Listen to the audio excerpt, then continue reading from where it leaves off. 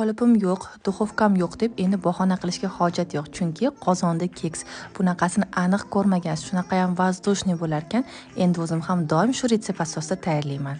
3 donagina tuxumga 1 stakan shakarni yaxshilab oppoq bo'lguncha ko'pirtirib olamiz. Mana ko'pirtirib oldim. Endi yarim stakanda yog', 1 stakanda sutni qo'shib, yana mikser qilamiz va un, razrıhlitel yaxshilab mikser qilib, bitta massa qilib olamiz. Ikki qismga bo'lib oldim bu massamizni, oq va qora, bittasiga kakao qo'shib, yarmini aralashtirib oldim. Qozonimizni ovqat pishiradigan oddiy qozon qizlar yog'lab, ya'ni sariyog'lab, ustidan un sepib oldim. O'rtasiga stakanni qo'yib, ketma-ketlikda massamizni oq qora qilib oldim. Endi krishkasini yopishdan oldin albatta sochib qo'yib olamiz va qopqog'ini yopib, birinchi o'rta olovda 5 daqiqa, keyin esa yarim soatga past olovda pishirib olamiz. Mana shunaqangi holatda bo'ladi. Zubочисткада tekshirib ko'ramiz. Bir pasda ajraladi qizlar. Shunaqa ham mazali, isochniy bo'lar ekan. Hozir kesib ham ko'rsataman. Orqalari kuymaydi, chunki juda ham past olovda bo'ladi. Like bosib, bahona qiladiganlarga yuborib qo'ying.